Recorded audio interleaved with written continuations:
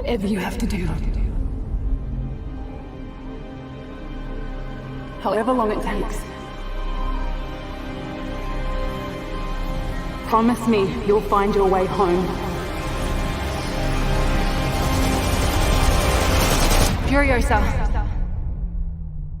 Give me this promise.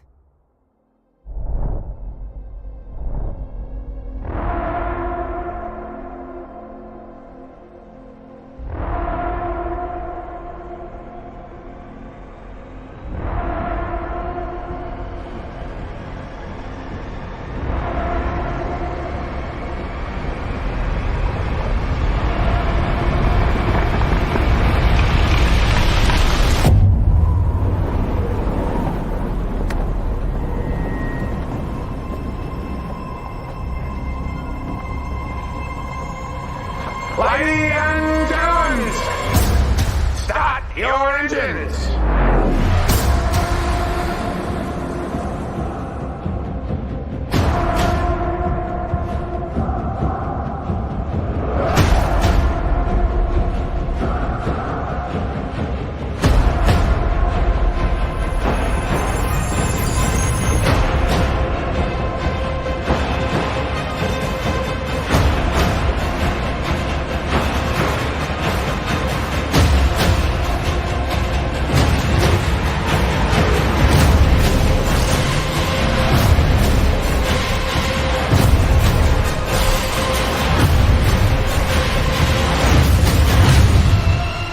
Furiosa! The darkest of angels.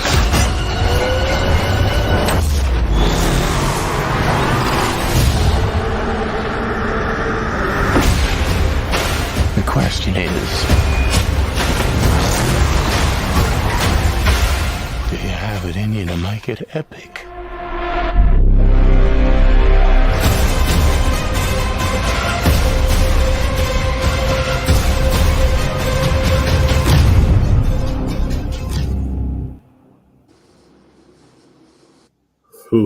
Well, George Miller certainly has it in him to make it epic, and we have it in us to make this an epic review. Welcome back, guys, to the channel, or if you are new here, welcome. I'm the Wolfman. That is Andrew. That is there. That's Andrew right there. And we are coming to you live tonight because usually we do our reviews pre-recorded. But I thought at this rate, I was like, with a movie like this, we were already so behind on reviewing it because I've had plans I had to do for the past few days. I wasn't able to get around to it. So I was like, I already did my pre-recorded out of the theater reaction. You guys can see that on the channel. But now I'm doing a live review for you guys tonight. And I'm excited. So if any of you guys have any of your thoughts on the film that you want to discuss with us or anything, make sure you comment down in the live chat and we'll definitely answer you, because this will be a spoiler review. But what will happen is we're going to do it mullet style, as I like to call it. We're going to do review in the front, spoilers in the back. So we're going to do our just general thoughts on the film. And then after we do our general thoughts, we'll let you know when there's spoilers, and we will put the spoilers tag up, and then we'll pretty much tell you from there. But yeah, this will be a very interesting review because I'm somebody who adores Mad Max Fury Road. Like, it's in my top 50 favorite movies of all time. I think that movie is spectacular. But Andrew is somebody who thinks that movie is just okay. You know, he's like, it's fine. It's not anything special. So coming off of it, it'll be interesting to see where we lie with Furiosa. And I can tell you, coming off of Mad Max Fury Road and being such a fan of that movie, this to me lived up to that movie in every sense of the word in the action, but it's far more than that. This is definitely a different movie than Fury Road. And it blew me away. I think this might be my definitive favorite movie of the year so far, guys. It is fantastic. I just loved the emotion behind it. I loved how this felt like a Sergio Leone style Western in the wasteland that you and everything. And I absolutely love that aspect of it. And it's much more of like a somber character study. Like this is his Odyssey. This is his epic. It's even split into. I don't think this is much of a spoiler, but it's even split into chapters, like it's an epic, you know. And this really feels like an epic. And I just seeing it. Maybe it was also me seeing it in 40x. It just knocked me and rocked me completely, knocked my socks off, and which, by the way, in case none of y'all saw it in my out of theater reaction, I do always like to show these off in the reviews too. I got the little Furiosa collectible set with it as well. But nothing is gonna compare to the Deadpool and Wolverine one when that's come out. Oh yeah, when that comes out, I'm gonna have to plan something fun for that. Because that's a wild one. I'm hopefully going to get the containers for that. If you know what the only concern is, What? I'm seeing it on Saturday. Oh yeah, they might be sold out by then. Hopefully not. So I'm hoping that these theaters know how big this movie is. Oh yeah. And they like when Spider-Verse came out, I got mine, you know.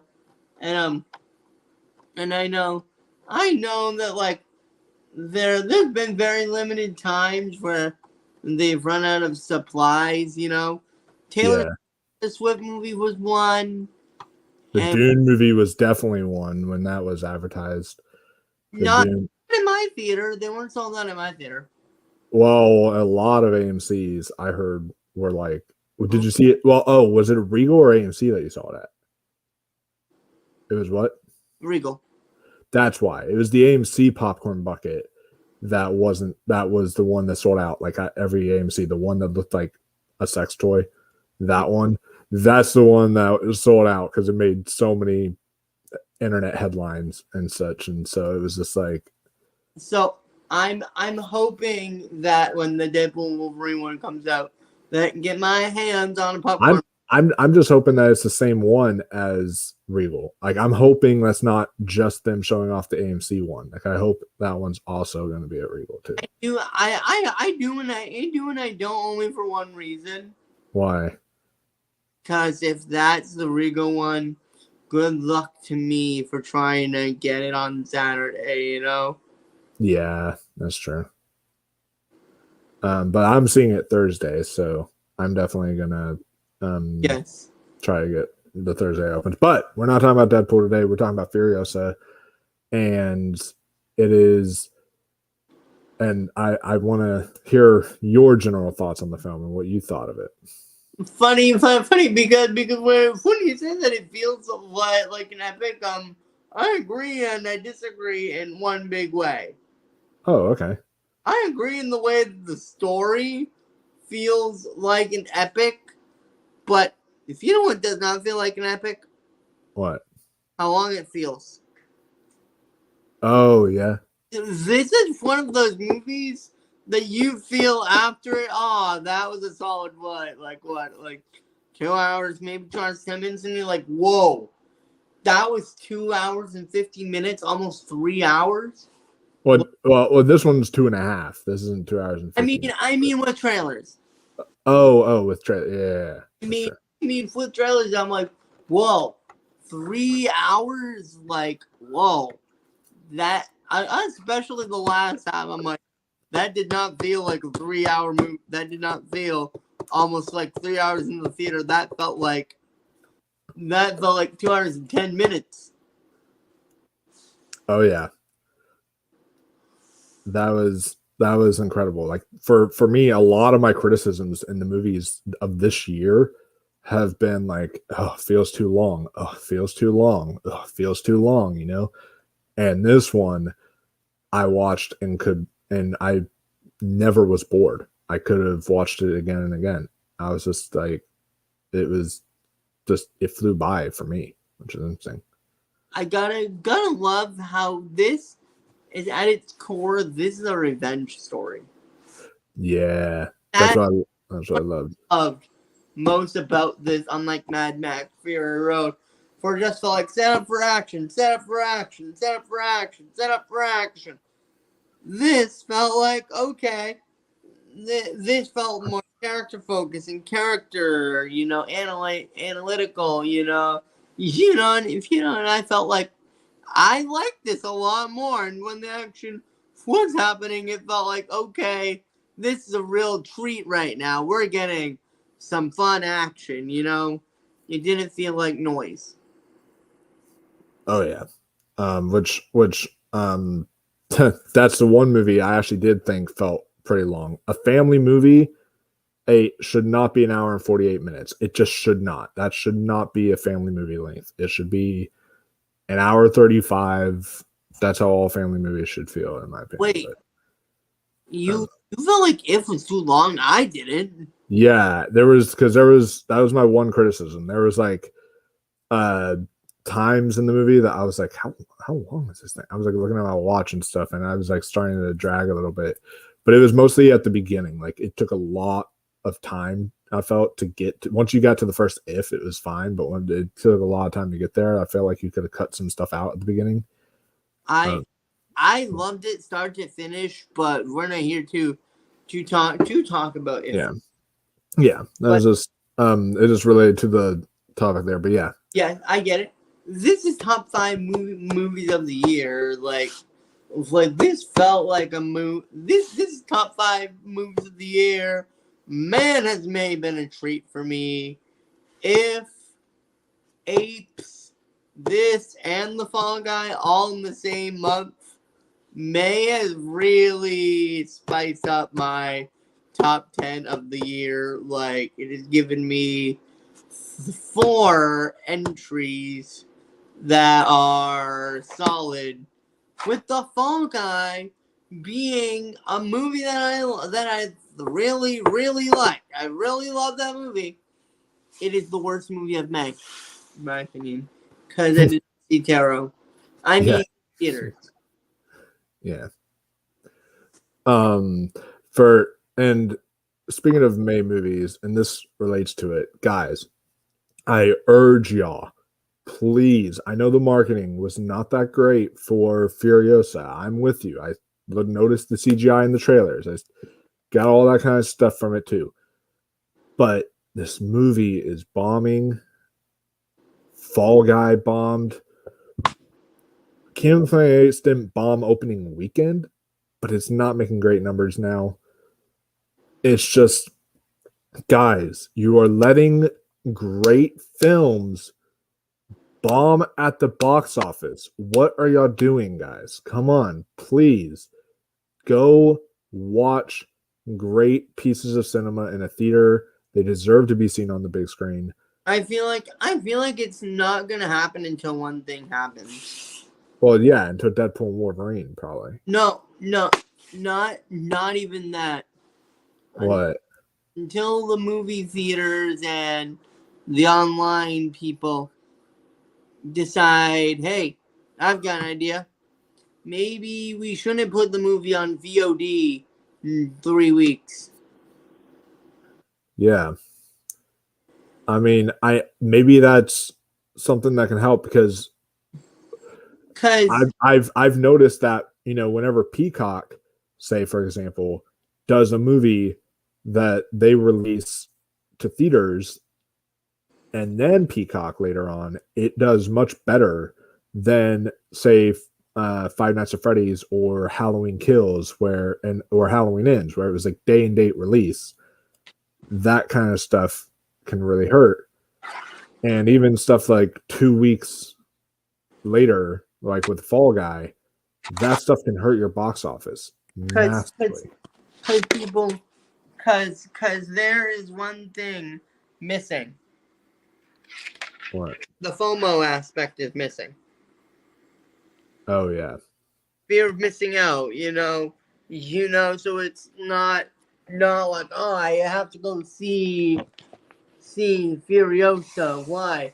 Because everybody's talking about it, and I don't want to wait 3 months for this movie to be available to rent. I don't like, and and if you do have hits, still have hits, like hell, Barbie did not come out on digital till like October, and it came out in July. So August, September, October. That was like 3 months. So I can't think though of other than okay, Dune Part 2 made a lot of money. That one was very successful. But that's the only major like success of 2024 so far. I think there's been a few others. Kung Fu Panda 4 was a pretty good success. Yeah, that one I did hear made some money. And Godzilla vs. Kong was a success. Godzilla X Kong, yeah, that made some money too. So there has been some hits, and what also needs to happen is one more thing. what? Budgets need to come down. Yeah, that's for sure. Like Godzilla Minus One was a hit at the box office, and it was only made for $15 million. Guys, we can do stuff on lower budgets and make it work, actually. And like movies like this should not have to cost 160 million to make or something like that. You should be able to make it for 90 million, something along those lines. So because here's the thing. If this movie cost like let's say 50 million to make, let's say for instance, I mean that would have been hard to do, but yeah. I just said a random low number. It would be in a pretty good spot right now, It would, yeah. At like 36, like 30 something domestic, and overseas it makes money, oh hey, it's going to reach its heights, and sadly, I know this is on a tangent, but I've seen a lot of people also complain about something else. What? Inflation. Yeah. People don't have the extra money to spend on movies and stuff like that. But what I don't get is they'll be paying the same, almost around the same price for a ticket to watch it at home. They'll be paying almost the same price, $20 for a rental, or $24.99 to buy it. Here's the thing that a lot of people also bring up. What? Say if they've got 3 people that want.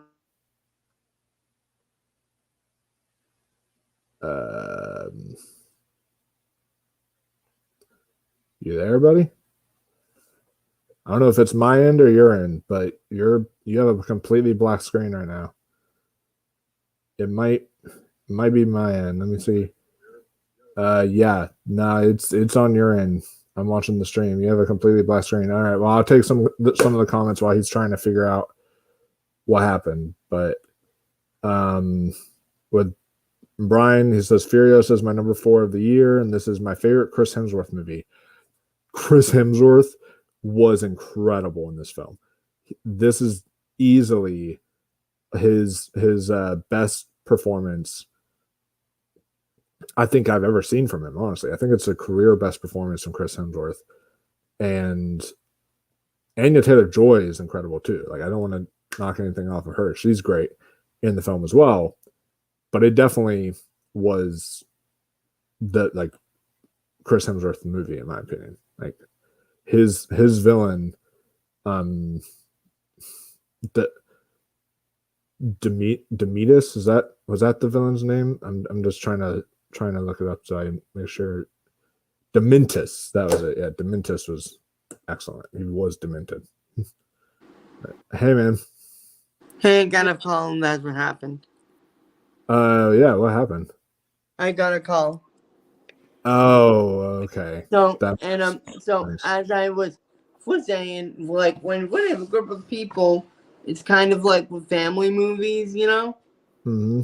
Like if you've got me, if you've got you, your husband, you're with, and you've got 2 kids, Yeah, it is cheaper to watch at home, and also think about gas to get to the theater. true. Yeah. But I still prefer the movie theater because it's kind of like an experience, and it's kind of like, yes, watching it at home, I'm like, it's worth the extra few dollars to actually get out and be in the theater. Oh yeah. And I think that the theater is just such a amazing experience, and seeing this movie in 40x too, where you get that immersiveness that you wouldn't get at home. This is something where the chairs are moving to the action, like the wind is blowing on you as soon as all the cars are flying and all the gunshots are flying. It really heightens the tension, adds to the experience, and that's something you don't get when you see it at home. And it is, yeah, it's just truly an extraordinary film. And yeah, earlier, so we were just talking about some of the performances here, and we were talking about Chris Hemsworth. Yeah, Chris Hemsworth, amazing. Like, oh, yeah. I love his character. Like, he was the best part of the movie, in my opinion. Played a villain the type of villain that I love. The villain that chews up the scenery, just has a blast of being evil, isn't trying to be, like suave and sophisticated. No, he just is evil and he's proud of it and he loves it. And I'm like, yes, this is what I paid to see. This is what I love. Oh yeah, yeah. That's that's just what I thought. It was definitely a career best performance from him. Anya Taylor-Joy, who doesn't even have that many lines of dialogue. This is not a spoiler, guy. It's literally reported that she has 30 lines of dialogue, or like a little around 30 lines of dialogue total. So she's like Max from Fury Road, where he barely said anything. And it's like the same thing here, where she just says it all with her eyes, all with her expressions, and she's really able to convey the emotion and step into Charlize Theron's shoes so well and play the character in such a great way. This is such a good movie. Like, Yeah. I was like, from the first 5 minutes, I'm like, yep, this is already better than Mad Max Fury Road.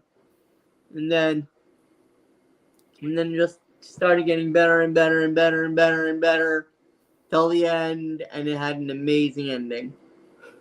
Yeah, not better than Fury Road for me, but definitely still very close, because both of them are very deep films with different themes. This one on themes of revenge and hate and what it does to another person, while Fury Road has themes of redemption and trying to find oneself in a wasteland that you don't belong in, or that you don't feel you belong in, and such. And so it's so both of them are extremely well thought out in their metaphors, and I think that that he just continues to do so in elegant ways, and makes it exciting and thrilling and emotional. And I do want to shout out some of the other performances too, like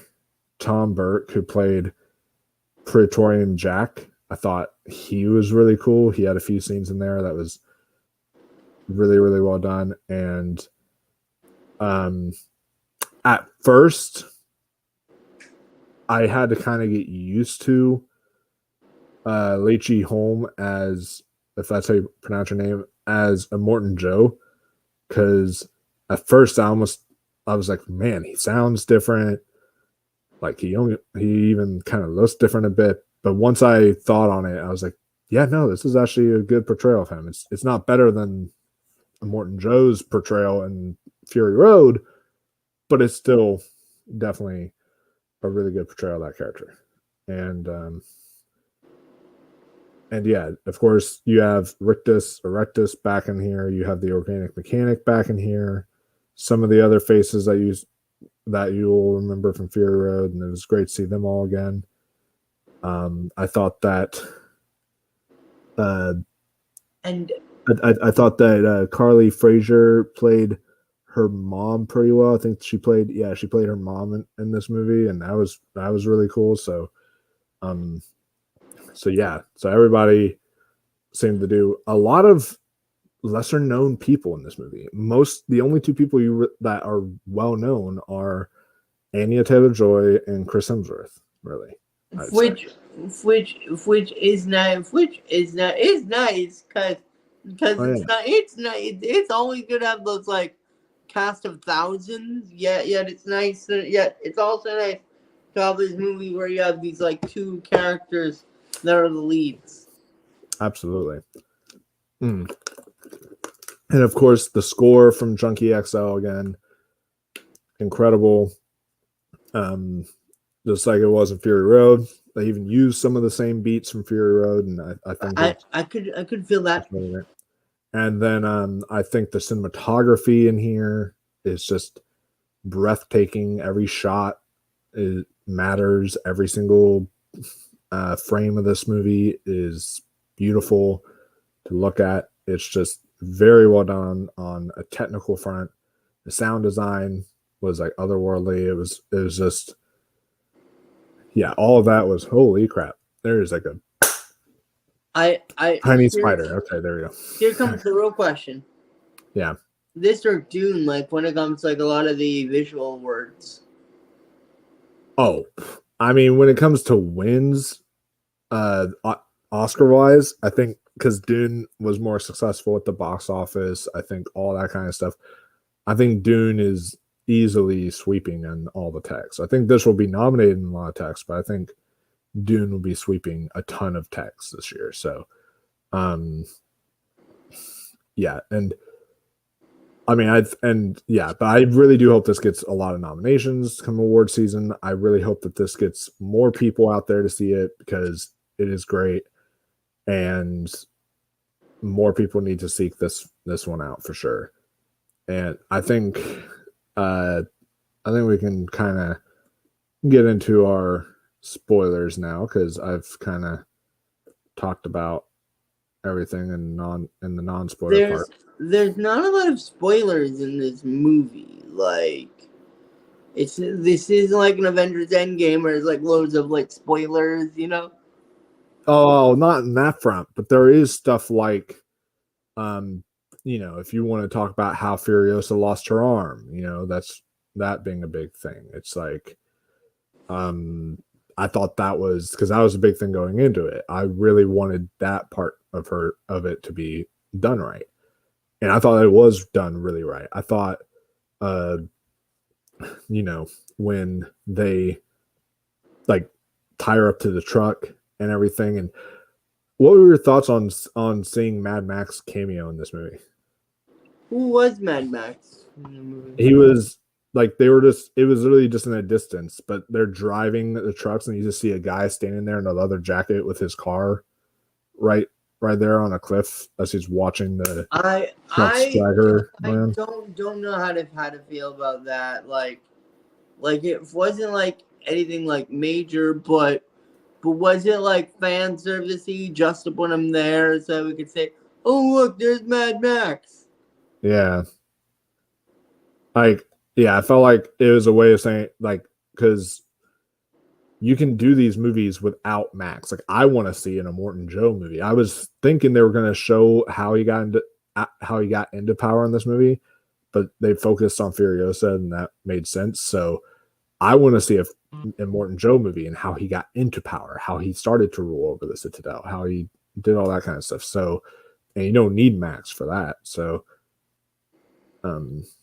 yeah, these movies don't need to have Max to be successful, but maybe they do because Fury Road was a success at the box office and this one was not. So, but was it though? It only made $45 million opening weekend, and it made less money than Black Adam. It did, but it also was still profitable. We'll have to see if this one is profitable enough to warrant a sequel. I don't know if it will be or not. I'm hoping, but I will have to see. But yeah, the way she loses her arm in this by just having to slice it off to escape the trap was such a cool, badass moment. I was like, yeah, that's what I'm talking about. That's Furiosa right there. It was really cool. And as far as some other spoilers, I thought the whole introduction with her mom happening and her seeing her mom die and all that stuff. Love that scene. Anya Taylor-Joy doesn't even pop up until like an hour into this movie. Like, it's wild. She doesn't even pop up into an hour in because it's just you don't feel it. You don't feel like enough with the kid. Yeah. You're still invested in it, and then when she shows up, you're like, oh, that's Anya Taylor-Joy. Oh, this is where she comes in. It's not like someone who's just like, enough with the kid. Get to what we like. Yeah, it felt very natural and flowed very well. The flashbacks to the current time and everything. And it was interesting enough to give the audience stuff to be like, oh, we're interested in this. And I thought that for Fury Road fans, I thought it was very interesting how the film ended with you showing her taking the wives and getting them to safety and stuff, because we never got to really see her interact with the wives right before she was in the truck and trying to get them all to escape. They just happened to be in her truck and she was like trying to escape with them or something like that in Fury Road. So this one kind of gets to show you how that happened, and seeing them all escape there at the end was really, I thought, a great way to end it, and so yeah, those are really the only major spoilers I can think of, because like you were talking about, I do love the whole montage thing that they did with Chris Hemsworth at the end, where they're like, some say it was, unlike her to just shoot him in the head or something like that, and some say that he got much worse of a fate or something, and he was like getting drugged along, and then, that whole thing, and then he ends up having the plant grow like on his. I was like, oh my gosh, that was ridiculous. That was crazy. So yeah,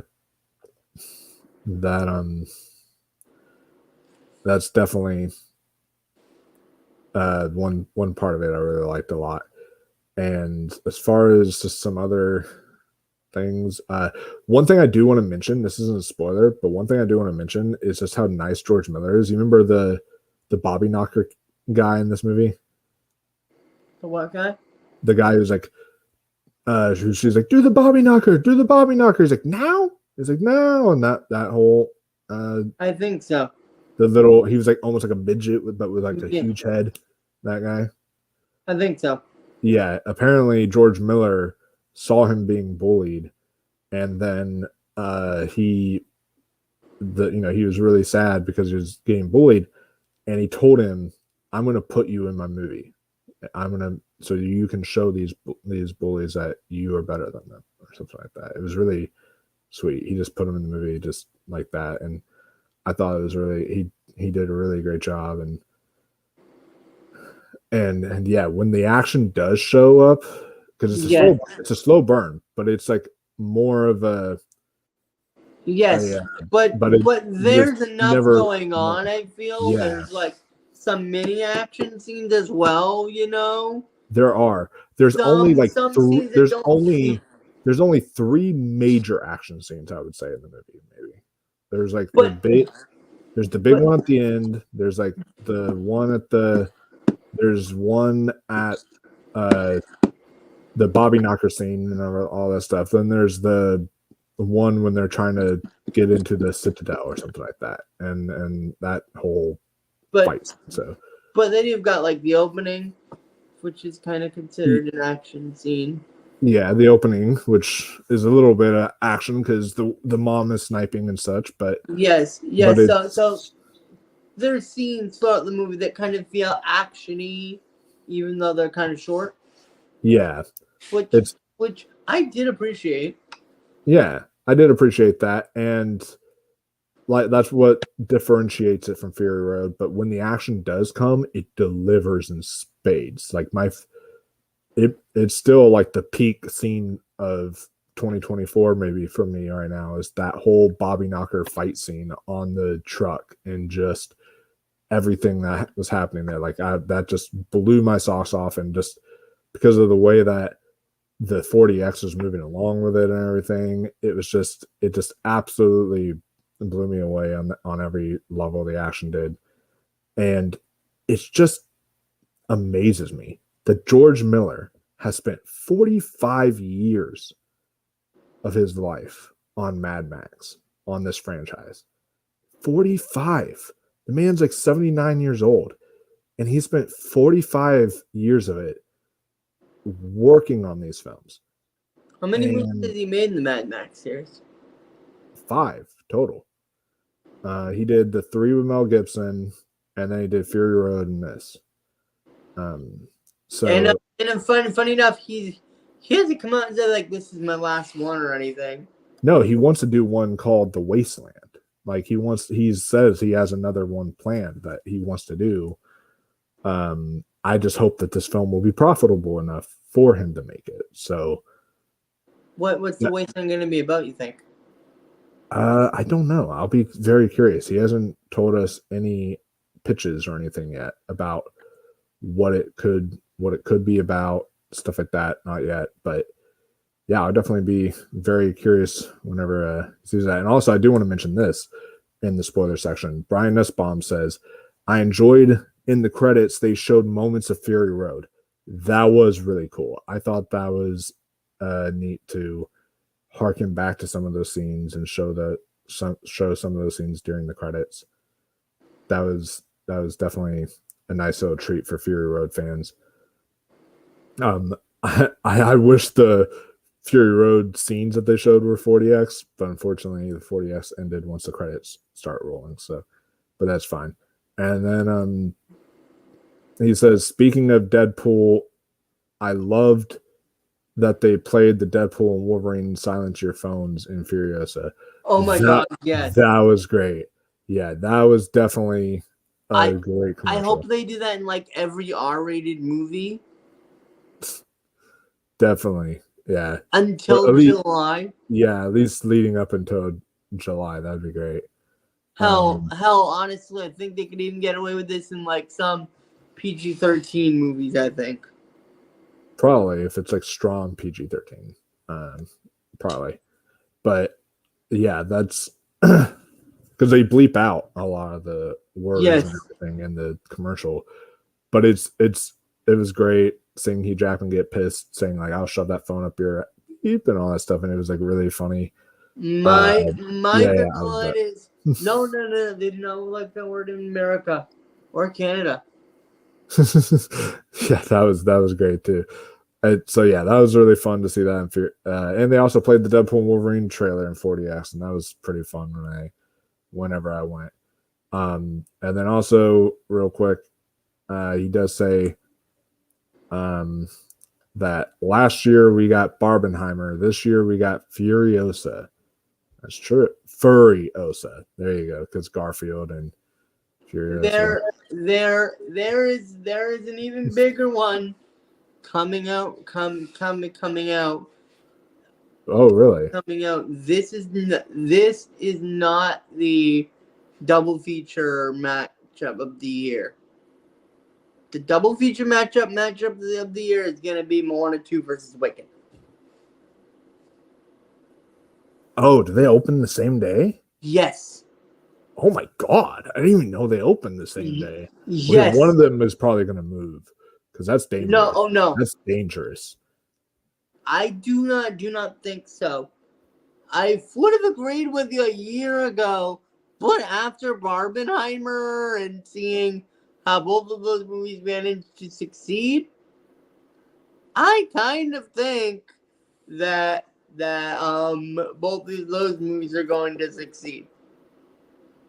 We'll see. I'll be curious because they're also both going to be musicals, I assume. So that'll be interesting to see how they both do at the box office. But I'm really nervous for Wicked. I'm most nervous for Wicked. yeah, Honestly. yeah, I can see that. But yeah, guys, this truly is a masterpiece in every sense of the word. It's truly breathtaking. I was blown away. Simple as that. Do you have any other kind of thoughts you want to mention for Furiosa? No. This is my Mad Max Fury Road. This is the movie I'm going to be going back to. Oh yeah, I'm definitely going to be going back to it again. I want to try to see it in other formats if possible, but I'm definitely going to go back, possibly even see it again tomorrow at my local theater before I see In a Violent Nature. I might go see Furiosa again just because I loved it that much. I want to definitely support this movie and get it to make as much money as possible. Just definitely, guys, support great cinema, great movies, because stuff like this needs to be seen, and it needs to be successful so we can get more movies like this. And this is a prequel done right. You know, prequels are very rarely do they ever really get it right, because it's like, well, shoot, how are you going to, we know everything. There is that thing called the prequel curse that happens where it's like, well, we know everything ahead of time. We know she's going to live. We know all this. So it takes away any tension kind of stuff. But this, I felt all the tension in. This was not at all. Prequel-itis did not affect this one for me whatsoever, I thought. So yeah, guys, that'll do it for our Furiosa review. A non-Mad Max saga, because this one has Max, but maybe only for a second. So yeah, guys, let us all know your thoughts down below, what you all thought of this movie. I will read all your comments and see, but definitely my number one movie of the year so far. There is still some time left over, and I just watched I Saw the TV Glow, which I've been processing like crazy. So I need to have time to process that one before I fully adjust my list. But for right now, Furiosa definitely is my favorite movie of the year, and it's just it was everything I needed and more. So thank you, George Miller. Thank you to Anya Taylor-Joy, to all the amazing people who worked on this movie. Y'all just made such an epic odyssey that I will revisit over and over and over again. So, and it's now my second favorite, I think, of the whole Mad Max saga. I'll have to revisit all the films for you guys, maybe do a ranking down the road. But yeah, definitely like and subscribe, guys, for more reviews like this. As far as stuff coming up on the channel, we've got our recap for May that we will be doing for you guys. We've also got I will be doing a review this weekend of In a Violent Nature when I go see that one tomorrow night. So you guys can stay tuned for that review and much more. So yeah, we will see you. Also, I think next month we'll be doing our top like our midway yearly awards. Well, our midway ranking for sure. Yeah. Next month, but we'll be doing that though, like at the end of June, because I realized right at the end of June, A Quiet Place Day 1 comes out. So I'm like, oh well, that's literally at the end of June. I have to see that before I completely finalize my list. So I have to see that too. So we'll do either at the end of June or like the first day of July for our midway ranking of everything to come out from the Yes. first half of the year. And I'm it's so far it's shaping up to be a really good film year. It started out rough, but now we're getting some really solid movies, guys, and it's really starting to shape up to be a really good film year. So I can't wait to see what else is in store for us coming up, and we will definitely be there to review them for you guys and to follow and to keep track of all these films coming out. So that'll do it, guys, for us in this video. We will see you all in the next one. And until next time, stay classy, my friends, and remember her.